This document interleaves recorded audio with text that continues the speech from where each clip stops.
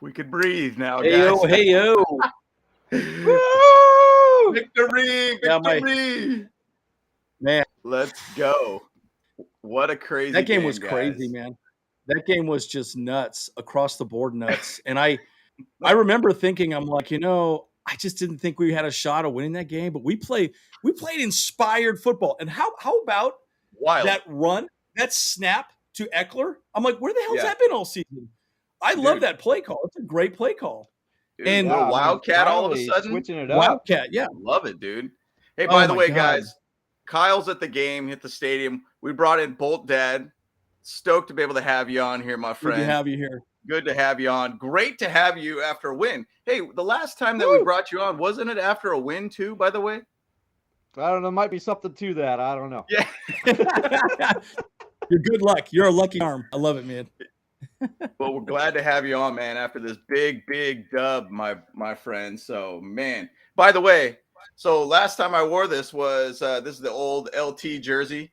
And last time I wore this was against the Cardinals. I said, I'm going to wear this one because we got a dub out of it. So this jersey is 2-0 this season. So I'm sticking to it. That's your lucky jersey. We got a whole home stretch. That thing, don't wash it. Yep. We're good. We're good. No washing. Might stink, but, we got to get into the playoffs, Playoffs. That's all we're trying to get to here, guys. Playoffs. I love it. Playoffs. Guys, that game was so amazing. Hey, do you want me to share my screen and we go through the stats on this real quick? Yeah, please.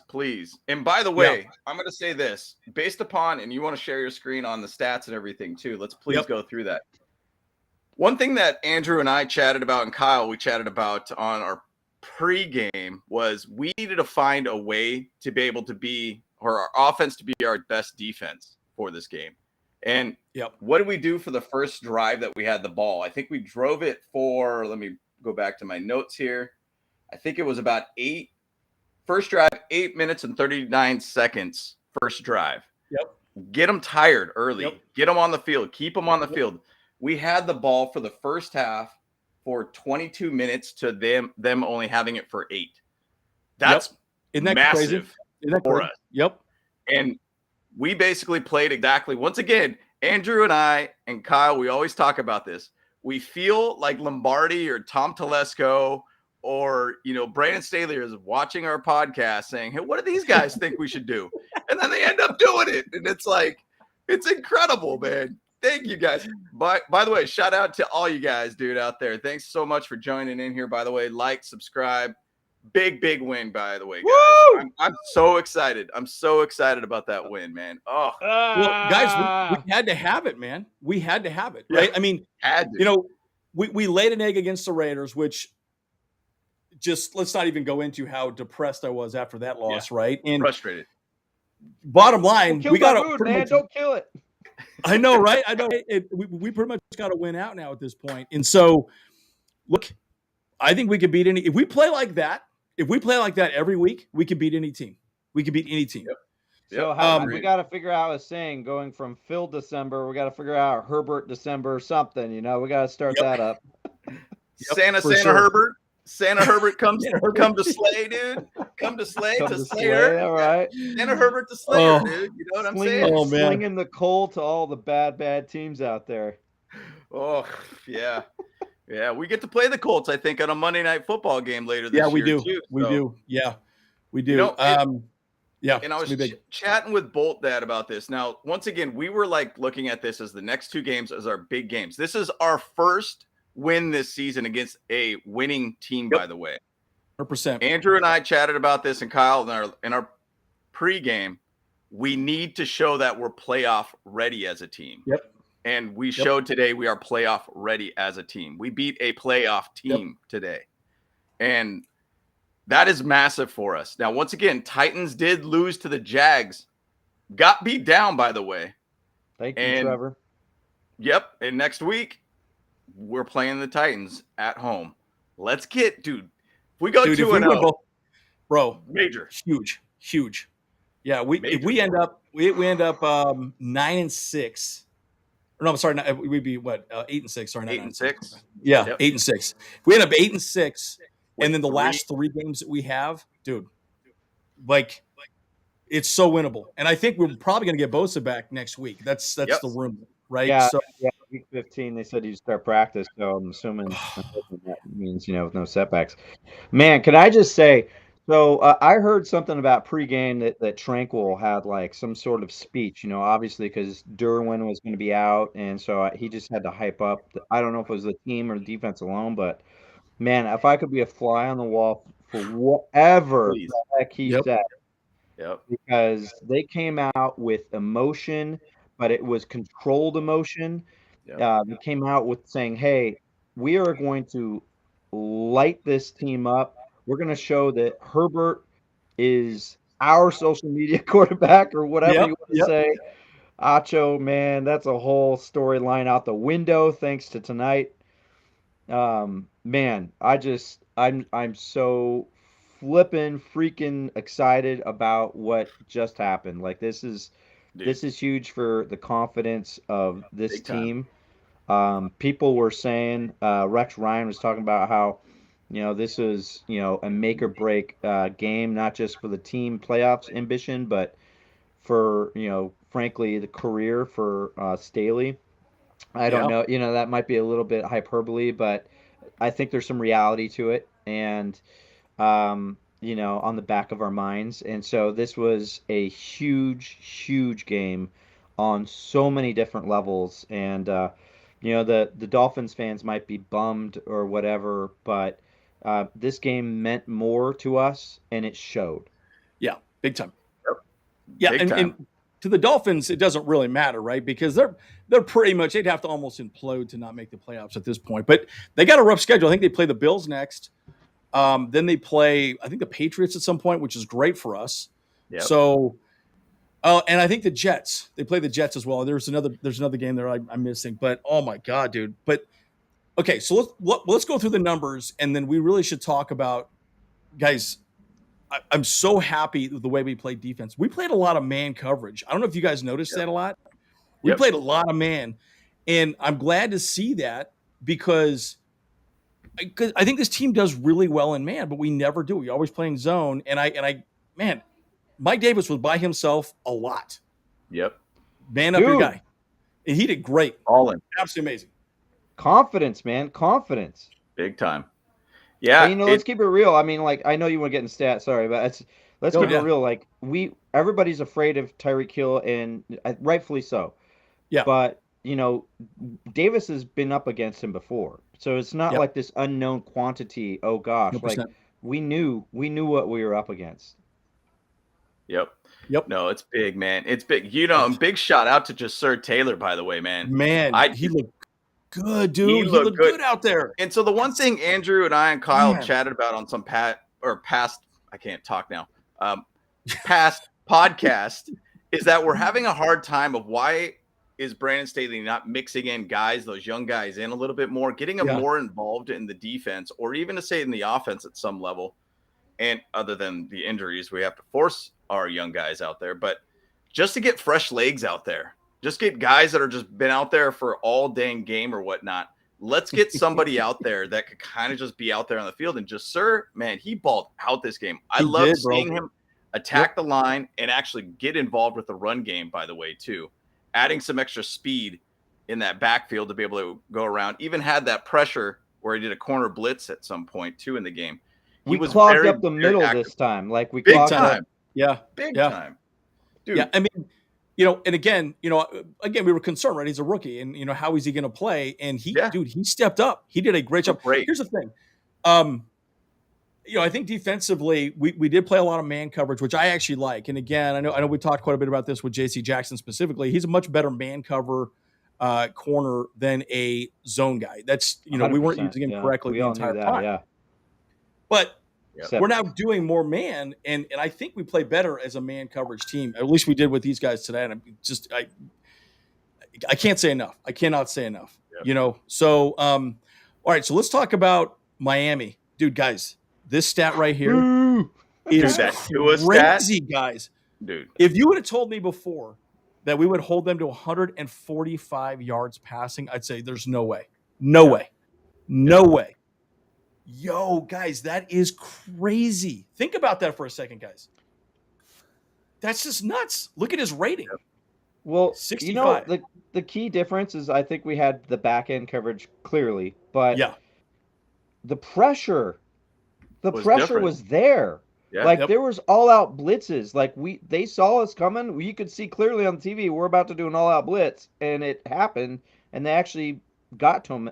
Because of that, a couple times Tua did his best Mahomes impression and actually Yeah. ran it a few times successfully. But like he had to because we had back end pressure and coverage, and we had pressure up front. Like it was legit watching it. It was really exciting. Well, even to say that's one of the bigger stats about that is that Tua only had three.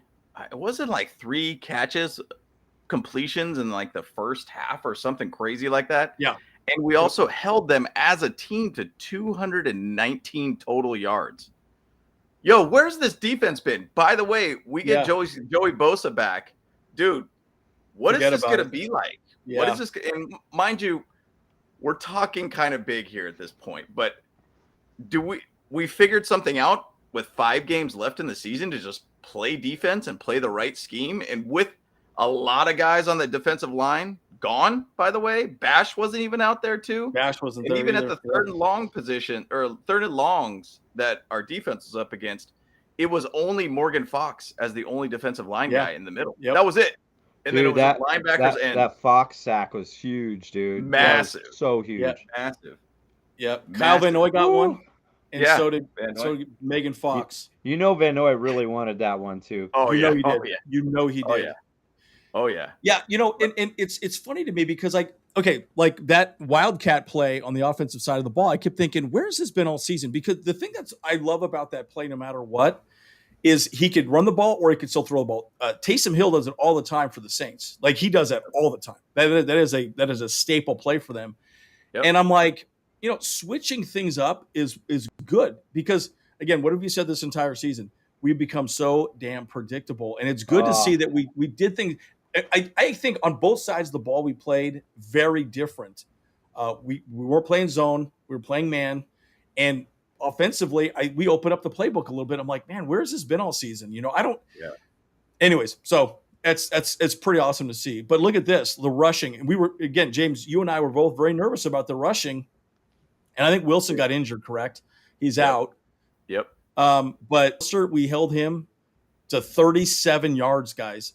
Now, again, you could argue, well, we did get up 92 yards, but you know what? That's a lot better than what we've done in the past, right? I think the game before was like, almost 200 yards or something of that nature? I think that's been almost 3 consecutive games that we've given up roughly about 200 yards. This is rushing. good, right? This is good. We're showing improvement, right? And, that's a really, really good thing. And, man, it just puts so much, and exactly right, Justin. They did a great job, man. I mean, it was they came out and balled. They came out and balled, and you got to give them credit. The players just they wouldn't quit. Super exciting to see. Yeah, they clearly played for their coach. They clearly I think there was some schematical changes, like you said, that really kind of kept them on our toes. I think with the defense, it felt like the passion was there and intensity, and it wasn't just like, let's go out there and go crazy and make stupid mistakes. They weren't heavily penalized. It was like precise, and they clearly had a plan. They had confidence, and they brought the juice, and it was just like it was lovely.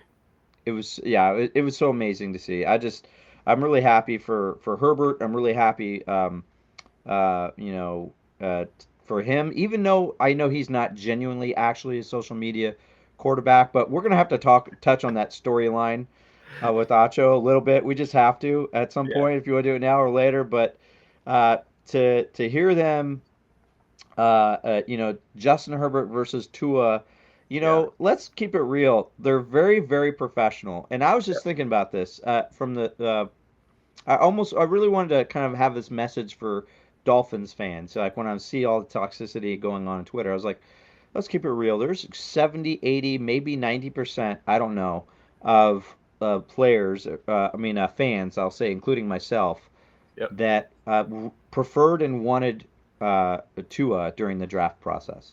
Yep. I got sucked up in the media hype. I personally really wanted him. And so I had no ill will towards Tua in any shape or form.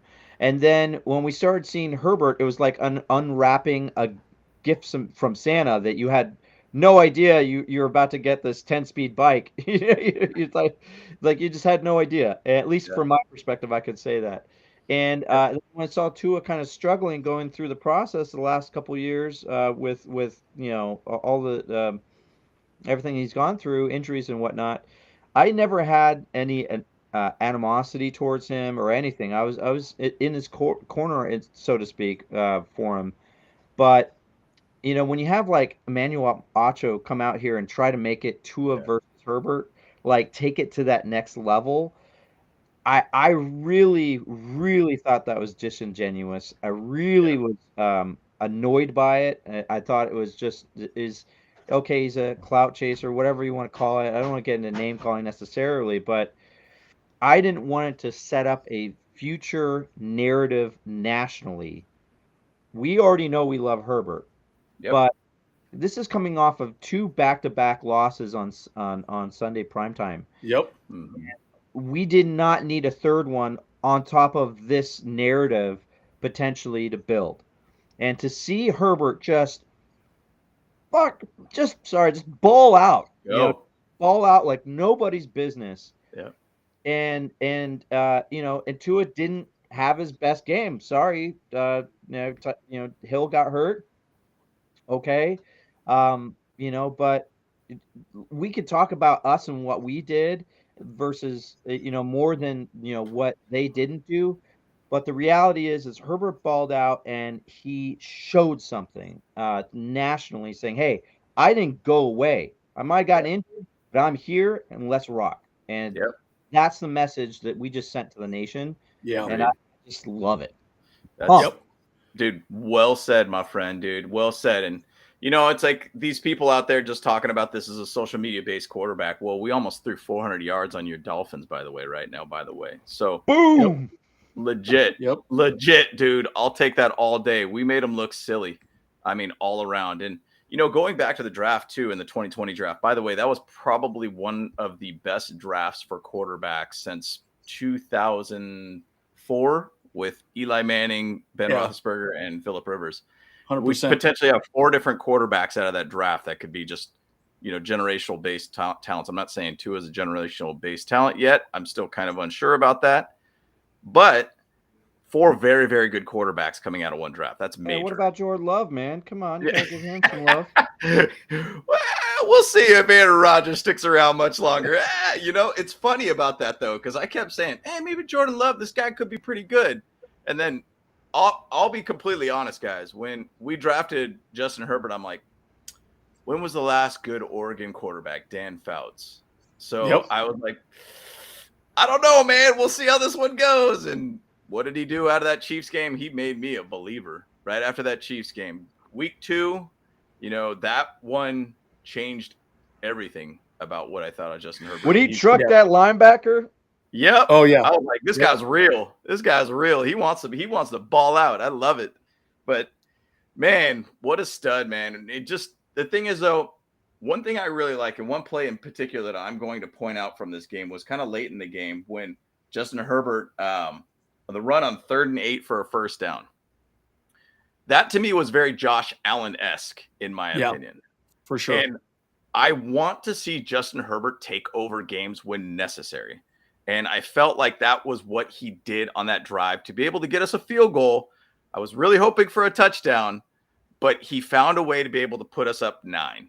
And you realistically should, at that time, when they have no timeouts, roughly about 2 minutes left in the game, you should be able to win this game at that point. And so I loved seeing that late Herbert just really find a way to control that game. And man, it's awesome to see this happen. I was really expecting us to get blown up defensively, and we found a way to make it work. Dude, speaking of throws or what plays for Herbert, dude, that throw that he had where he pulled to the right, took the hit as he launched it 50-plus yards, that reminded me almost exactly like the one against the Giants. Yeah. For the Yep. touchdown, there was highlights everywhere. Guyton. Yep. Like it was like identical. I'm like, man, Yep. I miss that so much. Dude, Yeah, and and- what's crazy is opposite field, dude. Like to throw it Yep. that way, opposite field, 56 yards to Williams. Like that was incredible to be able to see that. I mean, his highlight reel is insane. Insane. Well, and I still think of that first catch that Williams had on the sideline when Oh. he threw it. That was just crazy. I jumped out of my seat. I was like, "Are you joking me?" He And the thing muscled is, that dude. He muscled yes, that dude. he did. He mossed him. And the thing, and that's why Williams is so good. That's one thing Brandon said he talked about specifically about Williams is Williams is so good at making the hard catch, right? Those 50-50 balls, he wins every time, right? And again, it's awesome to see Williams and Allen on the field. I think the only up to that point had 13 snaps total together this entire season. So having that, see, you got to remember too, the offense is really designed to be schemed up as you need to beat the guy in front of you. That's what it is. It's all about spacing. It's all about separating and making sure that you can beat the guy that's covering you and one-to-one, and it just goes to show you that not having wide receivers that can create separation or beat those one-on-one matchups makes a big difference because there's no windows to throw the ball to, right? Yeah. Massive. So, Palmer's great, but when he's the only guy out there, they could just double him up. Or DeAndre Carter, when he's out there, they just double him up, right? And now you can't do that with you got Williams, Allen, Keenan, and Palmer, and Everett, and Austin Eckler catching the ball. So it's pretty amazing, Incredible, right? What this team can do, Yeah. When we got all of our right players out there and our wide receivers out there, what can we be at this point? And this was a good showing of what we could be. And this is a showing of showing who Justin Herbert really is as a quarterback, in my opinion, when you got the right guys out there. And by the way, we do have Justin Herbert in the chat by the name. That's right. He goes by the name of Weston Werbert, by the way. And we know it's him. And he says we're going to the playoffs. So he's got the inside on this. He's in the locker room right now on both rows. Let's go. But also cool play that I'm going to see that I was just reminded of was the Mahomes-esque little like shovel pass. Yeah. Justin Herbert was running. Love seeing that. Love seeing that he could kind of just make those little like Mahomes magic per se. We're going to call it the Herbie magic from now on. That he was able to make a good solid play out of that on the run and just make things happen. I mean, you got to love what we're seeing from this guy, man. Dude, Herbert was under pressure like crazy. And all game. You could tell when the broadcasters started, they started changing their tune. Not that they were against him, but they started changing their tune like, oh, wow, like we're watching something special right now.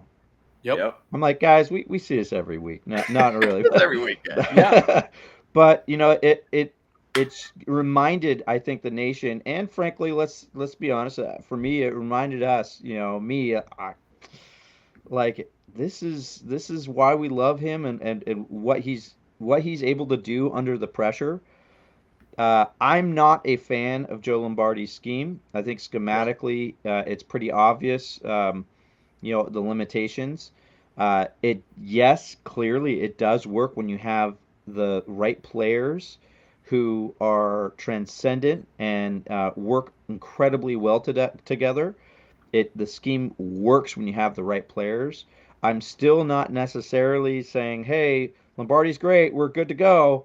I'm not going to make that jump yet, but it definitely reminded us what can be, when we have all the players on the field, or at least the key wide receivers on the field. Crazy. 100%. See, and you're exactly right, because it's really the whole point of his scheme is really about space and separation. But when you have wide receivers that cannot get space and cannot get separation and not beat one-on-one matchups when we were as banged up as we were, it doesn't work, right? And that's where, I wanted Lombardi to change up what he was doing, and he wasn't doing that. Yep. He kept doing this. In fact, he would run the same plays over again. He would just flip it. Yep. So he would just flip it. So it was like, stubborn. okay, I'm going to do the same. So stubborn. Yeah, and I'm like, come on, dude. Like, but again, this game, they definitely came out and played well. But again, I think to your point, Bolt, that big part of it was the fact that we had Keenan Allen, we had Mike Williams out there, and you just can't rely on that every week, right? That's my point. Nope. Right? You cannot continue to think that's going to just win when you in the NFL, guys get hurt, right? And that's what happens. And so, you need to switch things up, and he just never did. By the way, this stat right here was amazing to me. 10 targets to Tyreek, only 4 receptions. Insane. A couple of them were 50-plus yard receptions. Well, there was one 50-yard reception for sure, right? The touchdown, but then that crazy fumble that he picked up. Oh my God, that was so stupid. What was that? Rugby style? What was that, dude? That was so much BS. I was like, I hate you so much. Yeah. Yeah, Aether, I was going to say, I think this is the question you were asking about. What do you think about my coach's game plan? I mean, we've been chatting about it this whole time. I mean, we feel like this defense was on a whole new level. And what's odd about it still, though, once again, man, the amount of injuries we had here. No Derwin James on here, which is ironic. Yeah. Like, I was thinking, dude, this is going to go real ugly. No Derwin James out there. And guess what? Bash. It seemed like the defense just played a different level for some reason. And it felt like they played together. Yeah. Is that like it felt like it looked like Drew had the green dot. It looked like he was calling a lot of the plays. Yep. I don't know if he has been, I know Derwin does that a lot. So I don't know if there's something to that mixed with that speech he must have given before the game. But it felt like a complete unit. Like they really, they're playing with just so much passion. Now it's weird though, right? It doesn't make sense because Sebastian Joseph Day is great, but he goes down last week, and they're just like, I'm not expecting anything up front, and I'm shocked, to be honest, with at what I just saw. Yeah, stunned. Happy, but shocked. It was huge. Yeah. Well, and speaking of that too, I mean, look, we held Jalen Waddle to 31 yards. We took off the field. The funny thing is, Samuel Jr. Yeah, dude, balled out. The amount of batted passes that we did today. What I was saying in text, I said, I think that's the most batted passes we have all season. And you could probably combine all games that we have played, 12 games. And I've never seen, we probably did more batted passes this game than the entire season, period. Yeah, they credit to Michael Davis for what he did. But they talked about him a lot because obviously he was primarily a speedster against Tyreek. Yeah. But there was a couple times where they were mentioning, like, where's Jalen Waddle? Like, what's going on with him? And, well, the answer is we got depth in our cornerbacks. Yeah. And they showed out. They balled out today for sure. Time. Big time, man. Yeah. And I think our safety play was really good, too. Nas and Lowe played very well. I was very impressed with both of them. And it was weird because I think up to this point, I think, for whatever reason, they played so far off of the ball. They were so afraid to give up this 60-yard pass. And I'm like, look, at the end of the day, you still got to try and bat the ball down and do your job and help with the run game. And I think they were more active this game for sure. Yeah. And they played great together. I mean, the only one I could think of was that time that Mike Davis fell down and then Tyreek got that touchdown. But that he got tripped, huh? Yeah, he got tripped. He did. Yeah, and I remember thinking, well, that sucks. Well, where's the safety? Well, they were on the other side because they flooded that one side, and that was he was isolated on the right side. So that was an interesting little bit. But up to that one play, I think we played absolutely amazing in our back line. It was awesome. The one thing that just to set how our defense was going to play was the first play that Alohi batted that pass down on Tyreek. That set the defense, in my opinion. That really gave us like, hey, we're here to play. And I was kind of expecting them to be able to just try to bomb it because that's what they did to the Niners last week. The Dolphins did to the same thing. They just bombed it out, first play, touchdown kind of thing. That was a big, big play for us, just confidence-wise as a team that Alohi could go out there and bat the pass down to obviously would have been a touchdown if he did not make that play. That was a massive, massive play. So shout out to Alohi on that one, man. Game ball, I think, dude.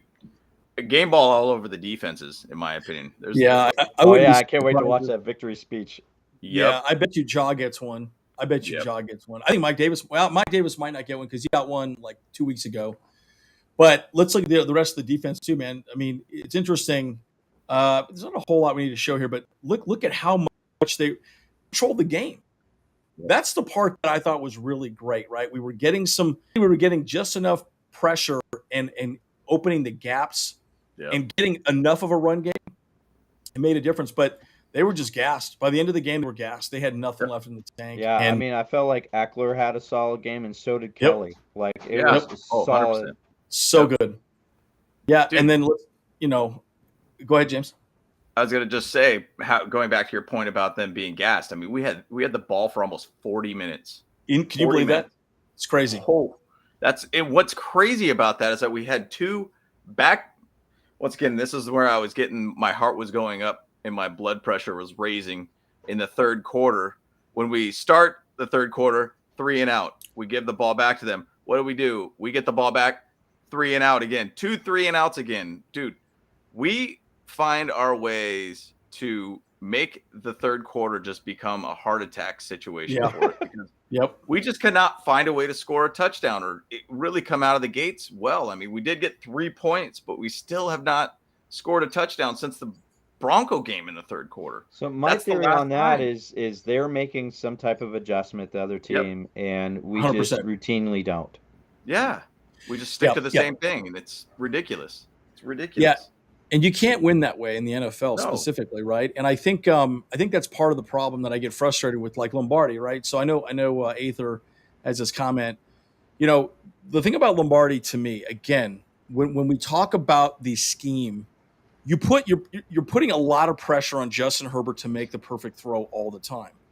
And also you're putting a lot of pressure on the wide receivers to get separation on their one-on-one matchups. But if they get double covered, it puts them in a bad spot. So again, with Lombardi, yes, the scheme I think is weak because it doesn't allow, if you have an off game, if Herbert has a bad game, we don't win, period. Like if he's hurt, he got some issues, we lose. Look at the Niners. The Niners are a great example. They got Purdy out there. Doesn't matter who's quarterback, apparently. Yeah, exactly correct. Because their team, offense and defense, is such a good scheme. Anybody, they could plug and play anybody in there, they'd be fine. It doesn't really matter. That's my argument, right? And the way Lombardi plays, he puts too much pressure on the players to run these routes perfectly. And I don't like a lot of the route runnings they're doing as well, too. A lot of out to the side. I want to see some more yards after the catch. Why aren't we doing more post routes, right? Where you're up the middle, up the seam. We're not doing any of that. And a lot of the stuff is you catch the ball and then you're running out of bounds immediately. And it's like, well, man, go upfield. And so that's where I get frustrated with Lombardi. I just think it's some of the route complex. They're just uninspired, right? And they're just putting a lot of pressure on Herbert. But look at his stats, guys. Arguably one of the best quarterbacks in the league right here. I mean, look at it, almost 400 yards passing. That's bananas. So let me. I'm going to put a positive twist on Lombardi, if I can. And let me just say this: I'm ready for him to be fired. but that being said, I do want to put a positive twist. And I think this is maybe speaking to what you're saying a little bit. Is okay, so there's not a lot of deep passes, and clearly it's not intentional. They're just at the sticks type of team. If it's a really, really good play and everything works, they're at the sticks. Like they're not chucking these, 50-yard bombs as the best optimal play. 9 times out of 10, that huge bomb that's thrown is a play that was broken, and Herbert is making his magic.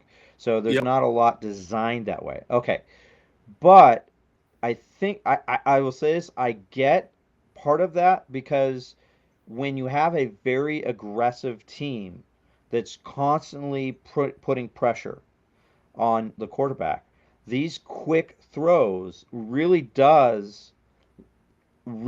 help eliminate that pressure.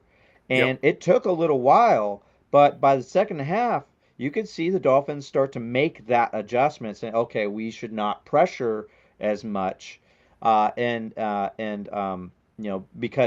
clearly it's not working. And that is, I think, where the real prowess, where the real, I guess maybe you could say, superhero strength of Herbert that's really kind of untold is his ability to quickly go through reads, diagnose, and get to the right player, even if there's milliseconds or centimeters or whatever, wiggle room to get that ball in. I mean, holy cow, by the way, that third down conversion to Herbert. I mean to Keenan Allen.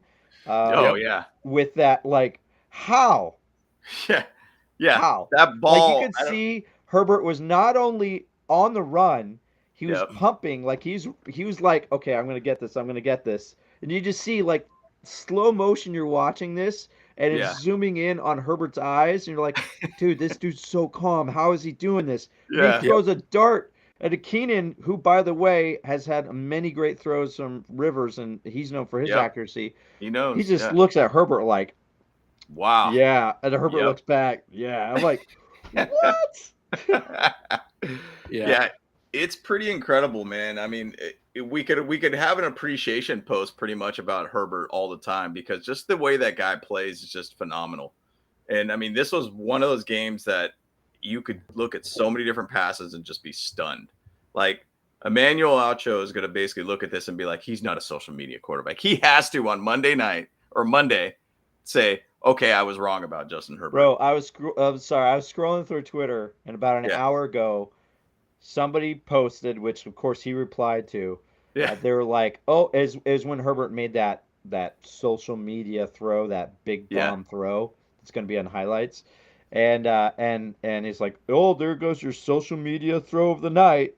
And then Get outta Acho, of here. course, went ahead and be like, "Yeah, you're exactly right. That's it." I'm like, man, okay, but he also did a lot of incredible things tonight. Like, don't discount that. Yep. No, Yep. not at By all. the way, your quarterback sucked balls tonight, by the way. And Tua did not look good at all if you consider him not a social media based quarterback. I mean, he's got to give respect where respect is due, man. Because I mean, Herbert balled out, by the way.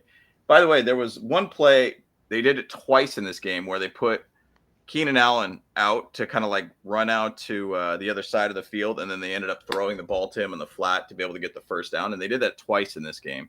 And that to me is like a very, very solid key kind of play for two reasons, obviously to get the first down and everything. But Lombardi did some pretty good calls here and found effective ways to be able to get a player on the run or in a position to where they're going to be able to get whatever amount of yards. Now, my whole thing about Lombardi is that there was one time, I think it was the 9th drive of the Chargers, where we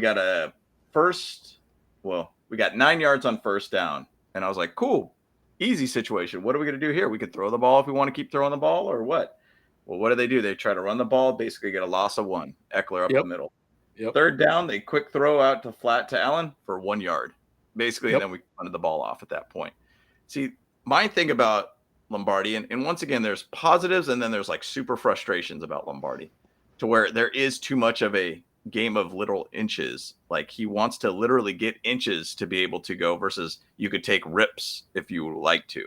Like a 2nd and 1, in my opinion, hey man, you might as well use that as a play to be able to try to throw downfield real quick. Yeah, and You got a transcendent quarterback, one of the best deep throwers in the game, if not the best. It's super accurate too, just like with that Allen catch you were talking about, where that ball came at the most like exact point, and Allen, I think, was stunned that it even got to that point, and how fast it got there and how he caught it. He was stunned to see that. So you have this generational guy that could make that 2nd and 1 throw and get you possibly 10, 15, 7 yards or whatever it might be.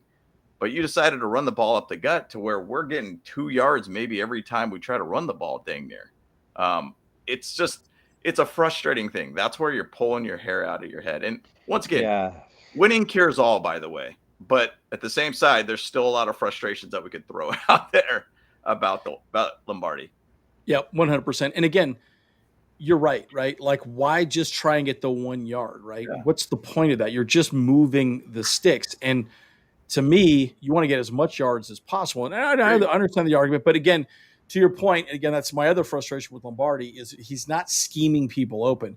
I did see some plays today that he schemed people open because the way the play was designed was to make sure that ball was going to be going to this guy specifically.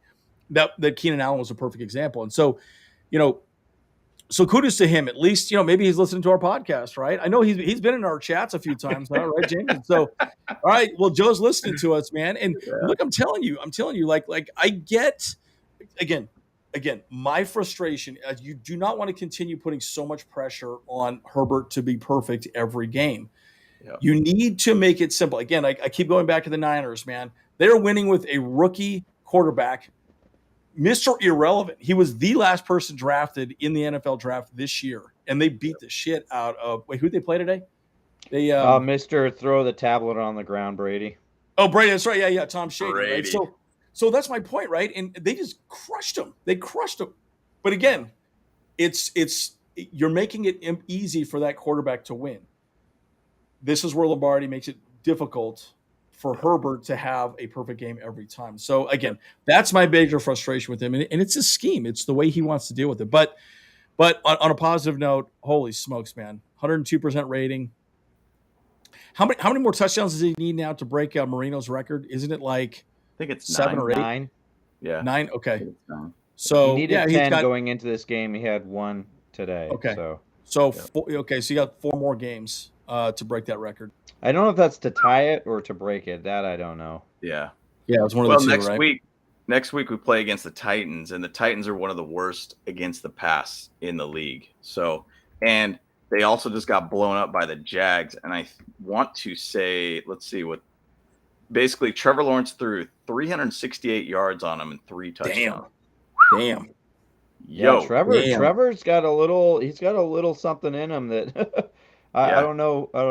Just a little side note. Like I'm rooting for that guy. He's been through a lot, but yeah. Sure. So, but I'm not rooting for him now, though. He Screw that guy. Yeah. But I mean, the thing is, though, he's gone through the Urban Meyer situation, and hopefully just kind of cleaning that out of his system and everything now with Doug Peterson. I think he's starting to kind of click a little bit better. So. Yeah, I'll say this because we're talking so much about Tua, Herbert, and now we're talking about Trevor. I'd say Tua and Trevor have a kind of similar in the sense that there's a lot of issues with their coach and things that are going on, and Tua injuries, getting benched, and all this stuff. I will say one positive thing for sure about Tua is that he's gone through a lot of adversity. He's handled it professionally throughout this entire thing. So. Good for him for having a good solid year. But man, I felt good to see him suck today. Yeah, yep. Big time. Yeah, man. And Zach, it looks like Bosa's coming back maybe next week. Yep, that looks like the plan. So, and I think Parham actually too will be coming out. Parham as well. Yeah, the thing about Parham that I really like too, and that's one thing. He's such a matchup nightmare, right? He's such a tall guy. It makes it so hard to cover him. But let's talk about the rushing too. Again, we didn't rush the ball great, but we did just enough, right? I really wish we had more of this. But look, I mean, Eckler got some more yardage as well too, in the passing game. But I mean, look at these numbers, man. Williams, Allen, Eckler, Palmer. I mean, just imagine not having those guys out. That's 200 yards right there. God, it's just that's a good point. Like looking at that, like it's just, you almost forget what you don't have until you have it back, and you're like, oh, yeah, that's what we were missing.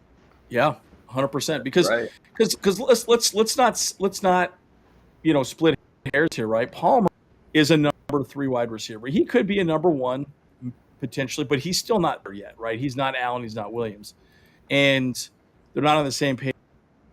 With Herbert, right? But then that's why we had so many damn checkouts to Austin Eckler, because we did not have Allen or Williams out there, right? So they had to survive.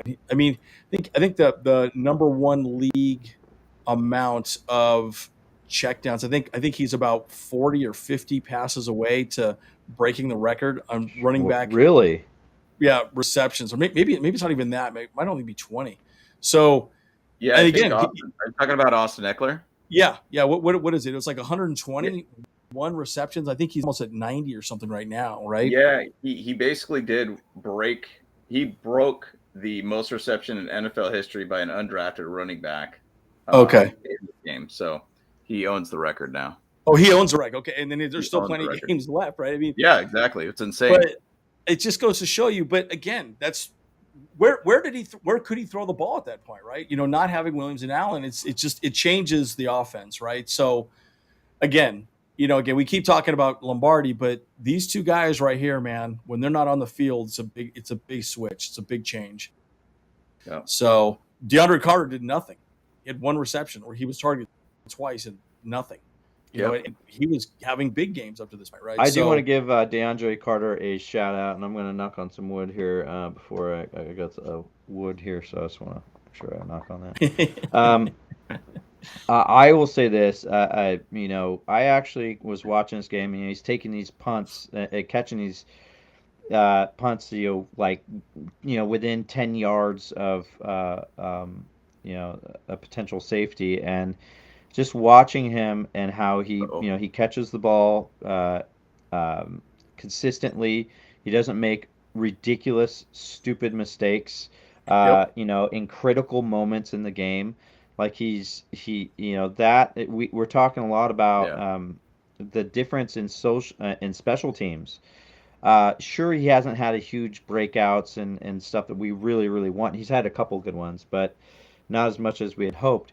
But he's been consistent, and he hasn't had these huge kind of quote-unquote Charger mistakes in critical moments, right? And so I will praise him for that because it's been kind of nice. I just, when I watched him, there's a particular one. He caught it like at the 10-yard line, and somebody almost lit him up, and I was just like, he didn't make a mistake. I was like, I'm reminded of like special team hell from years and years and years, leading up to this year, and like, I'm happy. I'll take it. Yep, I agree. 100%. And not doing too much. Again, that's what's big. Well, and again, it just goes to show you what this team can be when we get healthy, and that's the good news, right? I mean, I have said this over and over again. If we had Bosa and Mack out the entire season, I promise you, we at least have 2 more wins. At least 2 more wins. 100%. Yep. I mean, because there's no pass rush on that other side, right? Kyle Boone got that 1 sack, and Rumpf is good, but he's not great. He's not a starter. He's not that guy that's going to get to the quarterback consistently, right? So that's huge. Now, so was he a string bean now? I forgot what he got bumped asparagus. up. Yeah, he was asparagus. Yeah. But it's huge, right? It makes a big difference, right? And that's a big situation. Okay, so let's go to the defense here and look at this, guys. Look at Ja'Seel Taylor, 5 tackles, 3 solo tackles. Love it, guys. Third, I did not expect that from him at all. I thought there was no chance he was going to have a game like that. I thought, man, he's going to get burnt, and he did great. He did absolutely great. Actually, Leonard was out there a little bit as well too. Yeah. I think he was mostly in the nickel, dime packages, but he was out there a little bit as well, which I thought was pretty cool. So, but damn, I mean, look at that. Kenneth Murray had a great game too. I wonder if he might actually get a game ball. Actually, I bet you Drew does. Drew's already gotten one this season, but I think our linebackers played amazing this game. And it's good to see K9 come alive a little bit because he's gotten beat up pretty bad this season, in my opinion. So, yeah, I remember seeing. I think it was like last year. I saw it was just like a mic'd up. I think it was for Derwin, and Derwin was basically hyping Kenneth Murray up because he had like some couple bad plays, and he wanted to get him hyped up. We all know Derwin is consistent at never getting 2 down. Right, he's always a hype man, and I think that was a big issue with Kenneth Murray. And so when Kenneth Murray had an injury in the offseason, coming back in the offseason, I should say, and when he came back, like, it was a different Kenneth Murray. It was a different attitude. Now when he makes a tackle, he is flexing over that player. Yeah. He is, he's having more flashes, but what I'm looking at for him is that emotion, that mindset. It's a killer mindset. And I think it took him a little while to find himself and how much he loves football. But I hope for more continued growth with him because what I'm seeing, I'm really liking. Yep. Yeah, and he's such a freak of nature, right? He's so fast, so big. He can be so much better. It's almost like Jerry Tillery, right? The thing that frustrated me about Tillery doesn't realize he was. But he just did not play with intensity at all. And it's like hearing Tillery's name just gives me I know. makes me so happy. he's so frustrating, and oh my God, but my point is right. He had all the physical talent. He just could not put it together. And Yep. I think that's where Kenneth Murray's at as well too. So it's gonna be pretty interesting to think about, right? I'm really curious to see what this team can do down the stretch. I promise you, the announcers are probably saying, "Wow, this is amazing. They controlled the game from beginning to end." And I'm sure that the post game, they're just like, "Wow, we just did not expect this from the Chargers. Hell, I didn't expect from the Chargers, but." This is exactly how I wanted them to play all season and what I expected them to play all season. And so it's good to see it. Now, again, we get Bosa back next week. Oh, my God.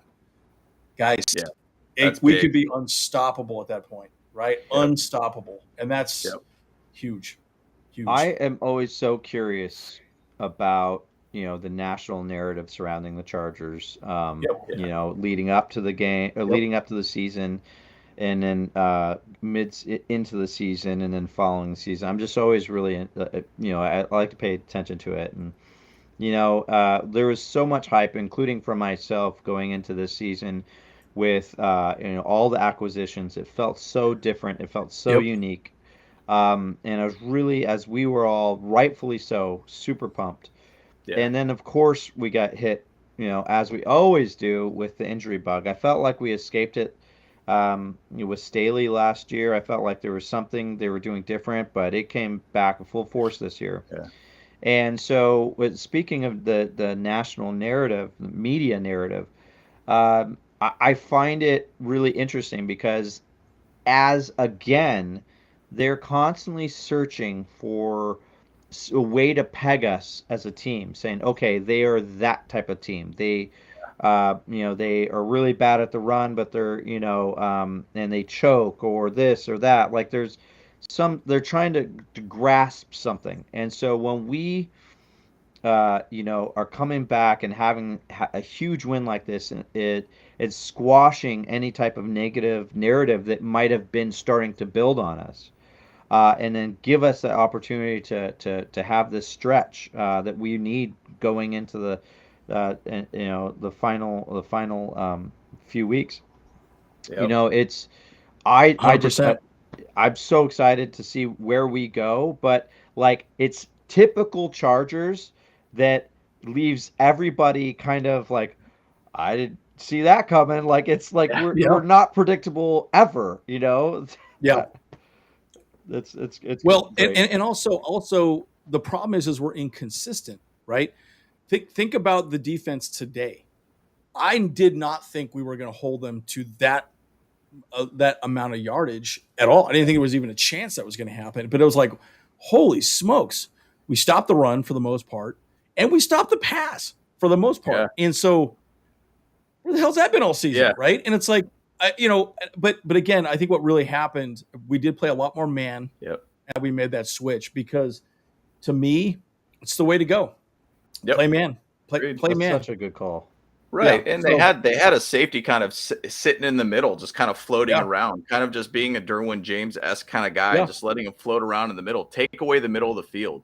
Yeah. And that's kind of really what we totally did this game. And I mean, really, Nas and Alohi had great games. Great games. Really solid. East Los Chargers brought up, he's like, Dolphins scored two fluke plays. We technically held them to 3 points. Yep.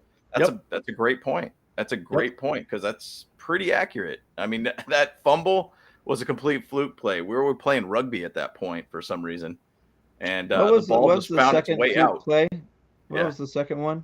The other one was also the Tyreek Hill. The Tyreek Hill fumble recovery. And what was the Tyreek long pass that got tripped?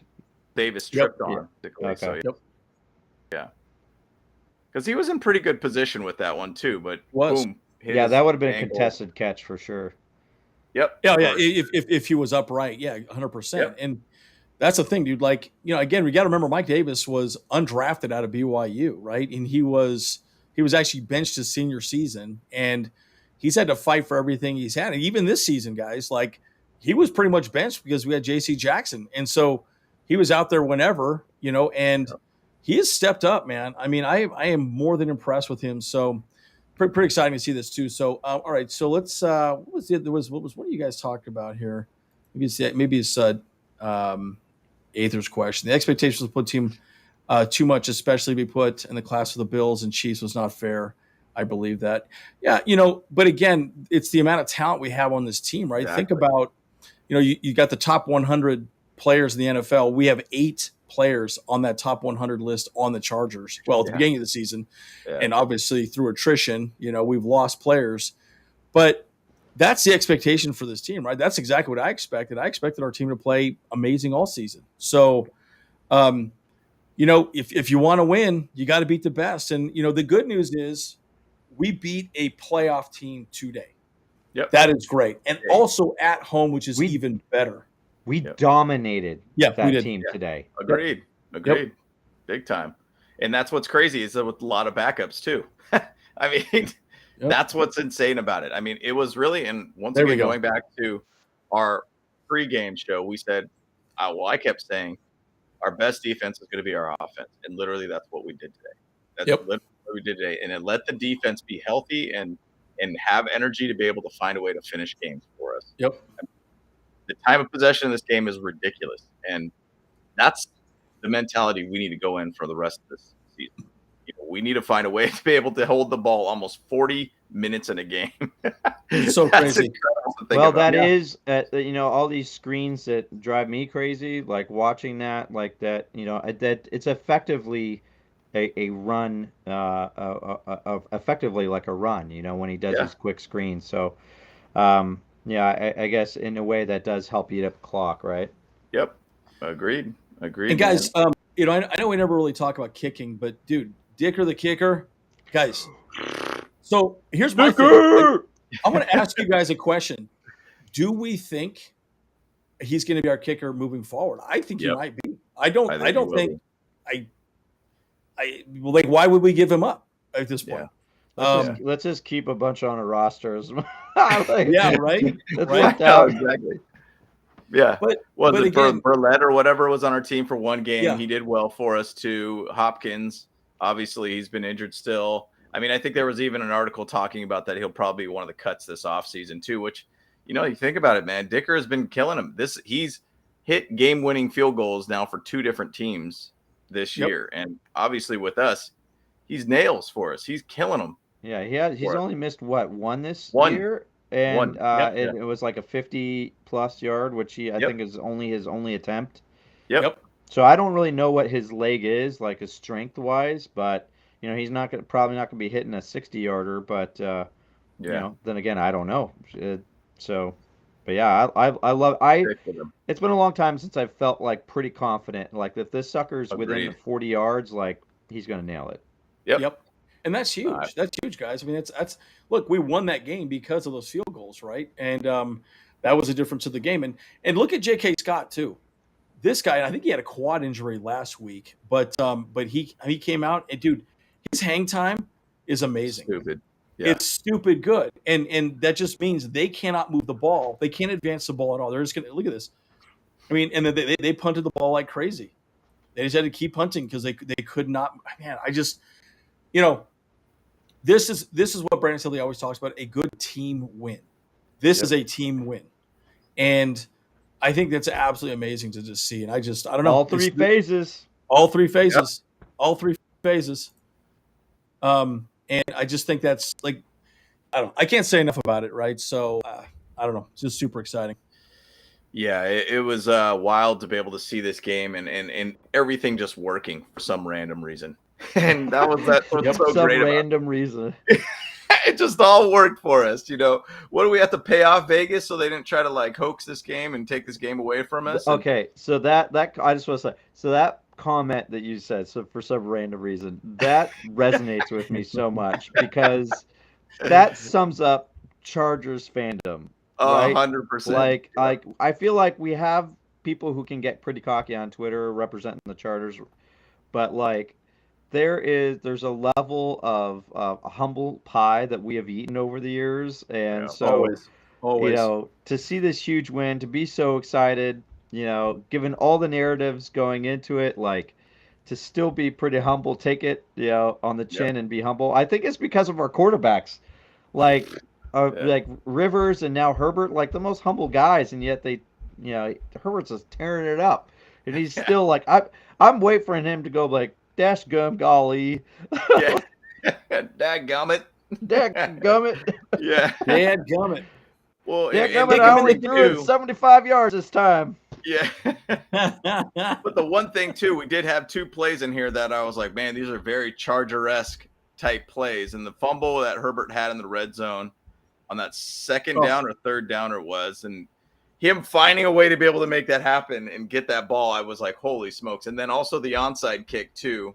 Shout out to Nick Neiman to be able to catch up on that one. I was like, what are we doing? Are we trying to give this game up again? Like, dude, it's so frustrating to watch. But, man, it's not easy being a Charger fan, bottom line. I mean, well, it's interesting you said that about that fumble. So that he recovered. Rivers had the exact same scenario where we were getting ready to basically end this game, and he fumbles it almost the exact same positioning.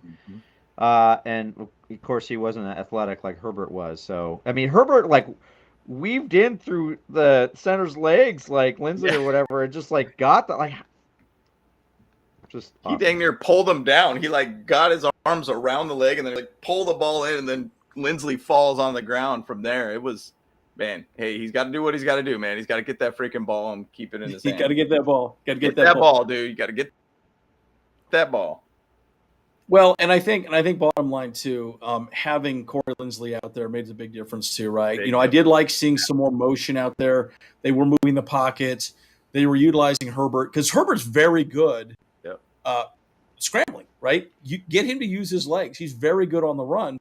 And I just feel like they need to work that in a little too much. They need to work that in more. And for whatever reason, they probably haven't put that in the game plan recently a lot just because of his rib injuries. And I understand that because they don't want to get hit or anything like that. But at the end of the day, that's what he's good at. And that's, that's how he's got to play, man. And so I like seeing a lot of that in the game plan, and it was good. So I give Lombardi a B+ or B- maybe this game in his play calling, but he can definitely be better, in my opinion.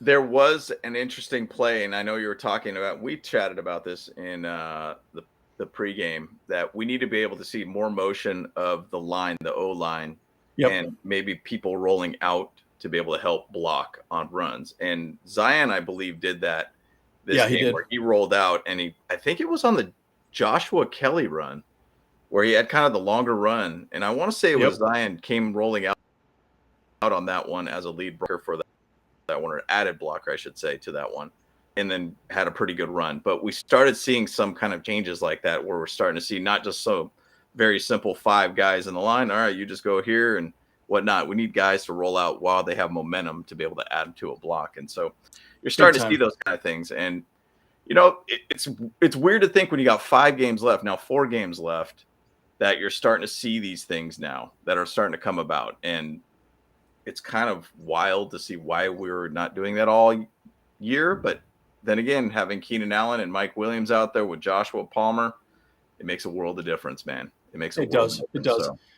Yeah, well, and again, you could run your offense correctly, right? I think that was part of the problem is you were a little bit handicapped. You could not do what you wanted to do correctly. And again, remember, Lombardi's play calls are always designed around beat the guy in front of you. And if you're double teamed, then that's always tough, right? But again, when you have Allen, you have Williams out there that can actually separate and beat that single coverage, forget about it. And Allen specifically talked about it on the pregame. I think that was on Thursday or Friday. He was like, look, man, we're going to get some single covers here, and we're going to break them. Dude, I missed third and Keenan. I missed him so much. Oh, big time. Big time. Love it. And man, Williams, he gets those tough balls. I would have thought there would be a little more with him in the end zone. There wasn't a ton, but if we get Parham back as well, though, guys, come on, man. I mean, because look, Everett's been great. Everett has been great. But the thing about Parham, he's such a matchup nightmare. Such a nightmare because he's so damn tall. He can just turn around and just put his hands up in the air. Ball comes at him just like this, and he's at least going to get a penalty thrown at him because they got to jump up and try and slide away. What's his timeline? Is he coming back anytime soon? Do we know? I think it's next week. I think he started practicing a little bit, but I think he couldn't go today. But I think it's going to be next week. So, So that'll be good. I mean, do think about that, guys. I mean, we're a dangerous team. We get Bosa back. We get Parham back. Oh my God, just Things could shift really, really hard for us. Yeah, and maybe we wrap up with some of our final thoughts. But to me, this is the team that we expected all season. Yep. Right. This is the team that I expected to see all season, and it was awesome that we showed up on a national stage. This is the first winning team that we've beaten all season as well, too. That's huge. That blows my mind. Up. Yeah, and we just donkey punched them. We squished the fish, and we showed everybody that we are a playoff caliber team, and we can do it. And I love that. I love that. Herbert, man, you could tell he's like, we're not going to lose this game. Yep. Like, we're not losing. He had it in his eyes, man. He was like, yeah, he did. The last time I remember seeing that fire in his eyes was that the last Raiders game that we had last season. Yep. We didn't get in the playoffs, but he like those 4th round drives, like it was just like I'm gonna will this to happen, and you saw it. And that's what you want to see from him, man. And that's what I wanted to see from him. Once again, that 3rd and 8 run that he got to be able to get the first down, that to me, those things seems like such a little play, but it's like when it needs to happen, he made it happen kind of thing. He did that on a late drive to be able to set up for the field goal, to be able to go up 9. And so, my last thoughts on this is, guys, we have 4 games left. If we could find a way to be able to beat the Titans, 3 very winnable games from this point on. 3 games. We technically could still go 10-6. 10-7. We could technically go 11-6 if we win the next 4. Think about that, guys. That would be so crazy. Think about how insane that is, guys. Once again, we're very, very hard on our coaching staff. I'm still a big fan of Brandon Staley. I think this is a great showing of what Brandon Staley can do as a defense, with not a lot of stars on the team, by the way, on that side. A lot of people missing, and found a way to draw up a great defensive plan. Bottom line, guys, we have the ability, and we just beat a playoff team. We have the ability to go 10-6 or 10-7, 11-6 at this point. In my opinion, I know it's 1 game at a time at this point, but guys, we are in it right now. We are sitting in the 7th seed right now. We are in the 7th seed. We need to see Herbert in the playoffs. And I think if we have this trajectory where we win 5 out right now to the playoffs, dude, dangerous team. We're getting healthy at the right time, by the way, guys. Yeah. So, let's go. Bolt that. What you got? Last thoughts here, my friend. Dude, I love that. I'm going to piggyback off that. There's been so many teams that have gotten hot at the right moment, and that right moment is right now. Yep. If we can get things clicking, get healthy, we toughed out a really brutal stretch. We got unlucky. We biffed a few things, but if we can get hot right now and we could stay positive and consistent, we know Herbert's going to do it. We know Staley's going to do it. He's consistent. And one credit to Lombardi, he's not really an emotional up and down guy either. He's pretty consistent, so he's going to bring it. Just if we can mix it up, get things like I'm hoping that watching this mix it up and do some little interesting things when our backs were against the wall, that and had success. I'm hoping that we don't then revert back to our ways. That this instead gives us that extra juice, that extra umph. Maybe we should try X, Y, Z, kind of, these crazy playbook, things in the back of our playbook. Maybe we can try those to get us there. Because I was going to this saying, you know what? Forget it. Let's just go 4th down every single time, because I missed. I don't know if I'm the only one, but I missed last year Staley. Loved it. Yeah.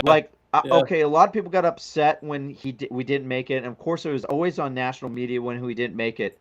Yeah. But as a Charger fan, what he was doing is he was setting a tone for the team, saying, we're going for it. We are going to do whatever it takes, and we're going to scare you into making the wrong decisions because we're going to go for it. And that was a different mentality that we had never seen as Charger fans before. And so, and let's add another element to it. It was just exciting. Like, oh, is he going to go for it? Yeah. Like, please don't do it on our own 23. So exciting. So exciting. But, like, there were moments in today's game where I'm like, go for it. Go for it. And maybe he didn't. But, it was still, it's like, that's what I want. I want that back. I want there's that meme with Staley carrying around his big old in the big ball Staley, baby. Yeah, Big ball Staley. I want that back. Hey. That's what I want. I'm gonna pull that up. That'll be our final thought. I'm gonna email this to myself. I'm gonna pull it up. Pull it up here. I want that back so bad, and that's what I want to carry us into the playoffs. And if we go down in flames, we're going down the right way. Don't go down in this, just balls to the wall, Yep. Well, do it our way. And that's the thing. We want to be able to do it our way. If we're going to lose or win, we're do it our way. I mean, Andy, I, and Kyle, all three of the Bolt Bros, we were at the Arizona game, and for when they were going for it on that that 2-point conversion, just being like, hey, look, let's just end this game now. Let's not go into OT. Let's end this game right now. And to me, there's a side of coaching where you have to feel out the feeling of how you're going against this defense. He knew that defense was reeling at that point. And he knew he could have brewed up the right play at that moment in time, which is a perfect play. Just kind of a little bit of like a rub route that kind of pushed Keenan Allen out, and then Gerald Everett perfectly there, and just boom, game over pretty much at that point. Staley is a gambler, and I like to see the gambling mentality. I think it puts in a lot of confidence in the offense. I feel like this year he hasn't done it as much, but I think he's given confidence to this offense when it's necessary. And Herbert, I think, has become a better quarterback for being a little bit more of a gambler too, in my opinion, because it's almost like 4th and Staley is the idea, but I think sometimes it's also like 4th and Herbert, that he just knows how to make it happen. Going back to that there it is. There it is.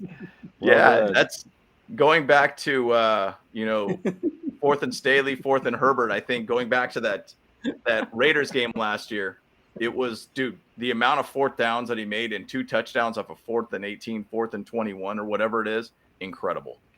So I wish and thought, I know this is old news now, but at the time I was like, I assumed we were going to go for the 2 for the win that game. So I'm glad he did in Arizona. I was like, go for it.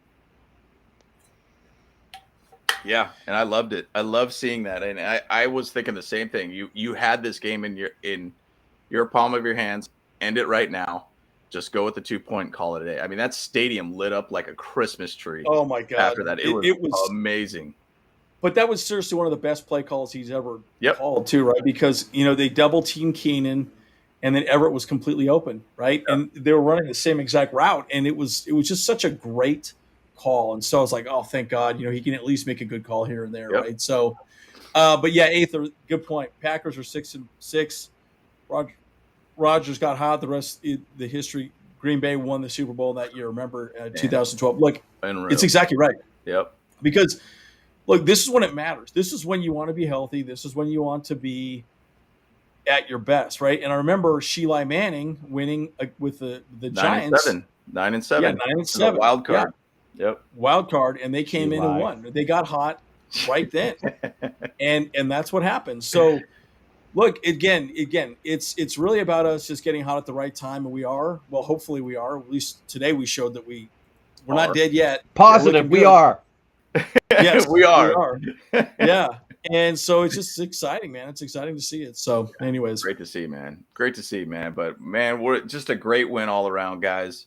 We got the fish. We're eating mahi tacos later on. We're eating some tacos. What's up? Yeah. Hey. Yeah, there you go. Fish tacos. I'm looking forward to that. Yeah, man. But hey, don't forget our victory brisket. Ooh, that's right. Brisket. Oh, a little surf and turf. Is that what we're doing here? Surf and turf? I like that. Yeah, a little surf and turf. I like that. I'll take it. Yeah, I like that. But let's end the show, guys, man. Good times, man. Loved that game. Big game. Loved to be able to see that win. And it was just an all-around team victory all around. So love it all around, guys. So appreciate it, guys. Have a good night. Once again, like, subscribe, sub. We appreciate all the support, guys. You guys are the best, and big victory for us on a Sunday night on the main stage for the nation and the world to see. So once again, guys, really appreciate it, guys. We are out. Let's go, boys. Bolt Bros, we out. Let's go. Woo! Yeah.